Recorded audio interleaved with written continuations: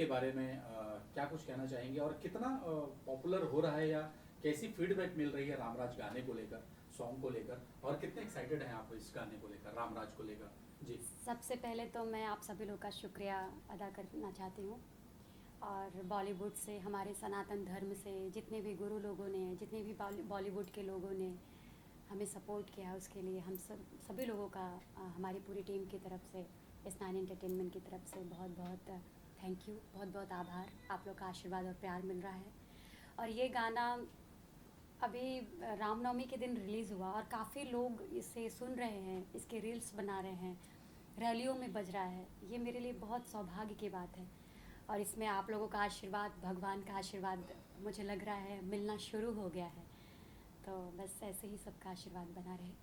कैसे ये सपना कैसे आया मन में कि रामराज या गाना बनाना चाहिए रामराज को? एक्चुअली मैं बचपन से आध्यात्मिक थी। बचपन से घरों में हमारे, मतलब सनातन धर्म में तो रामायण गीता तो बचपन से ही पढ़ना सिखाया जाता है। तो मैं राम जी के चरित्र से बचपन से, जब रामायण आता था तभी मुझे बड़ा ही इंटरेस्ट आता था चीज़ों में। मुझे लगता था अरे क्या, मतलब कुछ तो मतलब लगता था अंदर से। फिर जब लॉकडाउन हुआ और फिर से जब रामायण शुरू हुआ, बचपन में हमें उतना दुनियादारी, हमें उतनी चीज़ें पता नहीं होती, राइट। जब हम धीरे धीरे बड़े होते हैं तब हमें पता चलता है कि एक्चुअल चीज़ें है क्या, लाइफ है क्या, और इन चीज़ों से हमें क्या कुछ सीखने को मिलता है। इन चीज़ों का पावर तब हमें पता चलता है जब हम थोड़े बड़े होते हैं।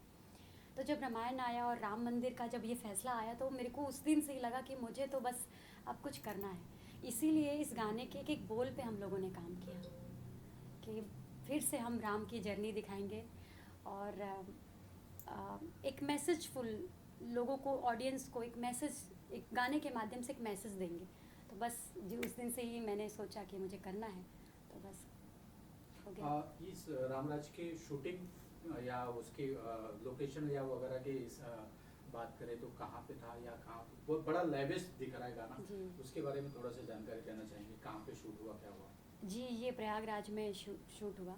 पहले तो हम सोच रहे थे हम इधर ही शूट करेंगे, लेकिन हमारे जो डायरेक्टर थे सूर्या मिश्रा, उन्होंने बोला कि प्रयागराज की धरती पे, जैसे कि गाने का जो बोल था उस बोल से भी हम जस्टिस तो वहीं से कर पाते। सबसे बड़ी अयोध्या नगरी जहाँ राम लिए अवतार।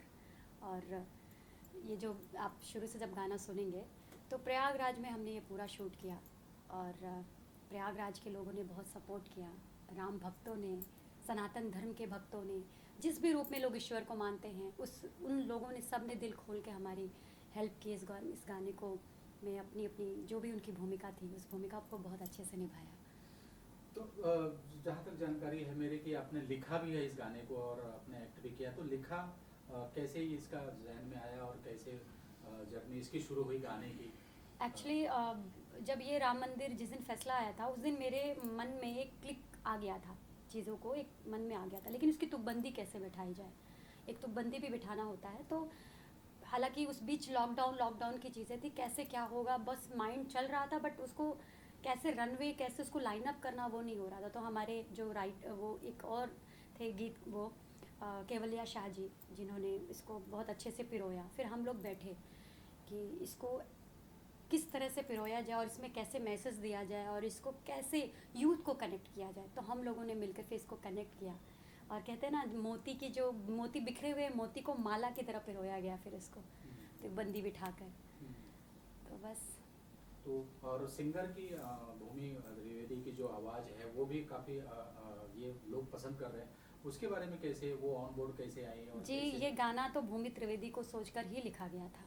जिस दिन ये गाना लिखा गया उस दिन से भूमि त्रिवेदी दिमाग में थी। हमारी टीम के, हमारे जो निर्माता है शिवपाल भंसाली जी, हम लोग जब बैठे थे तभी हम लोगों ने सोचा था भूमि के अलावा इस गाने को कोई भी जस्टिस नहीं दे सकता, क्योंकि उनकी आवाज़ में जो ग्रेस है वो ग्रेस तो भूमि की, मतलब।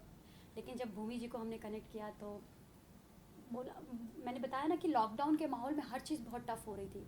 उस बीच भूमि जी की थोड़ी तबीयत भी ठीक नहीं थी, लेकिन हमने इंतज़ार किया कि इस गाने को गाएंगे तो भूमि जी ही गाएंगी। तो भूमि जी ने गाया है और काफ़ी अच्छे से गाया है और ये लोग उसे कनेक्ट कर रहे हैं। इससे बड़ी खुशी की बात क्या हो सकती है। टाइटल की बात करें रामराज, तो ये कैसे जहन में आया और इसकी शुरुआत कैसे हुई रामराज? देखिए, मुझे ऐसा लगता है जब लॉकडाउन हुआ ना तो राम राज आना शुरू हो गया था, क्योंकि बचपन में जिसने भी रामायण नहीं देखी सब ने लॉकडाउन में रामायण देखी है, तो राज तो आना शुरू हो ही गया था। तो जब राम का राज आ गया तो गाने का नाम तो राम राज होना ही था। और मैं यकीन के साथ कह सकती हूँ कि राम राज जिस दिन आ जाएगा ना, उस दिन इमोशंस लोगों के बढ़ते चले जाएंगे, दया भाव बढ़ती चली जाएगी, मर्यादा बढ़ती चली जाएगी और इंसानियत बढ़ती चली जाएगी, क्योंकि राम जी के अंदर ये सारी क्वालिटी थी। यूनिटी, एक अच्छे लीडर, अच्छे नेता थे वो, अच्छे पति थे जिन्होंने सीता जी को छुड़ाने के लिए 7 समुंदर पार जाके युद्ध कर लिया। वो अच्छे गुरु थे, अच्छे दोस्त थे, अच्छे भगवान थे। मतलब उन्होंने कभी देखिए हर चीज़ को बहुत ही बैलेंस से किया है। तो राम जी की जर्नी से तो मतलब की कोई बात ही नहीं, राम राज तो हमेशा रहेगा ही। तो जैसे उनको मर्यादा पुरुषोत्तम राम कहा जाता है, वो उनके विचारों पर लोग चलते हैं। आज कई हजार वर्ष पुरानी अपनी कहानी है जिसकी, और उसी को लोग दिनचर्या में लाते हैं। लेकिन कुछ ऐसे लोग भी हैं जो कहते हैं कि राम थे ही नहीं, वो काल्पनिक था सब। क्या कहना चाहिए सर, कैसे हो सकता है? आप सनातन धर्म के शास्त्र को खंगालिए तो राम का तो हर एक अस्तित्व राम से मिलता है। सर, जो उनके कुल देवता थे सूर्य देव, जब सूर्य हैं तो राम हैं। सूर्य कैसे आप कह सकते हो कि राम नहीं थे? अगर आप इतिहास खंगालोगे तो राम की हर एक चीज़ आपको मिलेगी, हर एक चीज़। बहुत बीच में चीज़ें प्रॉब्लम आई कि मैं एक चीज़ इसमें बोलना चाहती हूँ, मैं बीजेपी को बहुत थैंक यू बोलना चाहती हूँ। जैसे इस गाने में एक बोल है कि राम सेतु की तरह हम मानव सेतु बनाएं। जिस तरह से राम सेतु कहीं ना कहीं अभी लोगों के जहन में नहीं दिखता है, राम सेतु था लेकिन वो कहीं कहीं उसके अवशेष दिखते हैं। उसी तरह बहुत लोगों ने कोशिश की कि अयोध्या मंदिर को एकदम वो कर दिया जाए, लेकिन एक ऐसा योद्धा आया, वो हनुमान रूप में बोल सकते हैं, हनुमान भक्त में बोल सकते हैं, एक ऐसा योद्धा आया, उसने फिर से वो राम सेतु को एक आधारशिला फिर से बना के फिर से उस अस्तित्व को खड़ा कर दिया है ना, जो कई वर्षों से पड़ी हुई थी कि ये इसका फैसला क्या होगा क्या नहीं होगा। और राम सेतु के बारे में इसलिए कहती हूँ, अगर आप रामायण पढ़ोगे सर तो रामायण में हर एक चीज़ में मैसेज है। राम सेतु क्या थी? राम सेतु एकता का प्रतीक था, पेशेंस सिखाता है और श्रद्धा सिखाती, क्योंकि राम सेतु एक आधारशिला बनी जो है लंका तक जाने की, एक पापी का संहार करने की। उसके बाद उसमें सोचो कितने लोग मिल करके कितना पेशेंस के साथ और श्रद्धा के साथ एक एक पत्थर को उठा उठा के सेतु बनाई, एक विश्वास के साथ राम लिखा और सेतु बनाई, उस पर चढ़ कर लोग गए और एक पापी मतलब का संहार किया। राम उस समय रावण के जो पाप थे धीरे धीरे बढ़ रहे थे, तो उस चीज़ के लिए एक आधारशिला बनी। इसीलिए हमने गाने के बोल में लिखा है राम सेतु की तरह हम मानव सेतु बनाएं, क्योंकि जब हम मानव सेतु हमारी बनेगी ना तो ऑटोमेटिक ही एकता, श्रद्धा, पेशेंस सब कुछ आने लगेगा इंसान के अंदर। बहुत अच्छी बात कही आपने। दूसरा, किस तरीके से लोगों का रिएक्शन आ रहा है? जैसे लोग गाना देखते होंगे तो क्या क्या रिएक्शन आ रहा है लोगों का, तो शेयर करना चाहेंगे कि कैसे आपको लोग गुड विशेष दे रहे हैं इस गाने को लेकर? सबके मतलब इसमें देखा है मैंने, बुज़ुर्ग, यूथ, जो मिडिल एज के लोग हैं, सब ने बहुत सराहा है। जैसे कई जो धार्मिक प्रवृत्ति के लोग होते हैं, धार्मिक इंसान होते हैं, वो कभी कभी दुनियादारी से, बहुत सारी चीज़ों से थक जाते हैं, तो कहते हैं मतलब कुछ भी उनके अंदर एक भगवान के प्रति एक थोड़ी सी निराशा आ जाती है। लेकिन फिर जब कुछ ऐसी चीज़ें होती है तो वो थोड़े से फिर अब वो हो जाते कि नहीं, भगवान कहीं ना कहीं तो है। इसीलिए मैंने इस गाने में, हमारे गाने में लाइन भी है, एक दिन कह गए राम सिया से ऐसा कलयुग आएगा, सत्य पे हावी झूठ होगा पर सत्य मिटा ना पाएगा। और ये सच है, आप कितना भी कुछ कर लीजिए ना, कितना भी, लेकिन एक सच जो होती है ना, सांच को आँच नहीं, तो सत्य को कोई भी मिटा नहीं सकता। आप थोड़े हिल सकते हैं लेकिन परास्त नहीं हो सकते। तो यूथ उससे भी कनेक्ट कर रही है कि वो इतना स्ट्रगल करते हैं, सारी चीज़ें होती है लेकिन वो हारते नहीं हैं, उनको भी विश्वास हो रहा नहीं यार पावर है, सच तो होता ही है, सच में पावर है। तो यूथ इस तरह से कनेक्ट करती है। धार्मिक प्रवृत्ति के लोग जो धर्म को मानते हैं वो अपने तरीके से उसको कनेक्ट करें। और गाने के जो बोल हैं, कोई न ढा सका है कोई न ढा सकेगा, विश्व सनातन धर्म का, उससे कनेक्ट करते हैं। बच्चे हैं और बच्चे तो जब आप देखो बच्चे बूढ़े जवान सबके मुंह से निकलता है राम राम जी, राम राम भैया, राम राम, वो हर लोग, एक बच्चा भी राम राम कहता है, तो बच्चे उस तरह से कनेक्ट कर रहे हैं, तो सब कनेक्ट ही कर रहा है इस गाने को। तो ये गाना पब्लिक कब और किस तरह से देख सकती है, जैसे कि आपने कहा गाना रिलीज हो चुका है, कहाँ देख सकती है पब्लिक? जी, ये यस9 एंटरटेनमेंट चैनल है यूट्यूब, और इसकी वेबसाइट भी हमारी है, और यस9 एंटरटेनमेंट चैनल पर आप जा कर के देख सकते हैं। और इसके जो निर्माता हैं श्रीपाल भंसाली जी, मैं इसकी एक्ट्रेस हूँ, सूर्या मिश्रा इसके डायरेक्टर हैं, और इसके जो म्यूज़िक डायरेक्टर हैं वो हैं गुरु शर्मा, सिंगर तो आप जानते ही हैं भूमि त्रिवेदी। तो ये लोग हैं यस9 एंटरटेनमेंट पे, आप ज़रूर देखें और अपना प्यार बरसाएं, अपना आशीर्वाद बनाएं। पहले भी आपके कुछ गाने आ चुके हैं, अभी ये गाना रिलीज हुआ जिससे काफ़ी अच्छा प्रतिसाद मिल रहा है, आगे क्या कुछ हम उम्मीद कर सकते हैं आपसे, लेखन के तौर पर या फिर वीडियोस के तौर पे?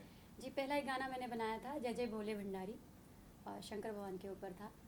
उसके बाद फिर ये गाना रामराज, अभी हमारा एक गाना आने वाला है मारो गोविंदू, जो कृष्ण जी के जीवन से रिलेटेड कुछ है, और उसमें भी मैं यूथ और सारी चीज़ों को जोड़ने की कोशिश करूँगी। ऐसे ही मतलब बल्क में हमने बहुत सारी चीज़ें की है, कुछ वेब सीरीज़ की प्लानिंग है, और मैंने एक फ़िल्म भी की थी माटी, वो जो है थोड़ा लड़की बच्ची के ऊपर थी, बिन माँ की बच्ची, और जो नैरो माइंडेड लोग होते हैं जो है स्टेफ्री वगैरह ख़रीदने से थोड़े घबराते हैं, या आजकल जो लोग सेटल ये लाइट लगाने लगे हैं और दिया मिट्टी के दिए कम खरीदते, उसके ऊपर एक पिक्चर थी, वो की थी।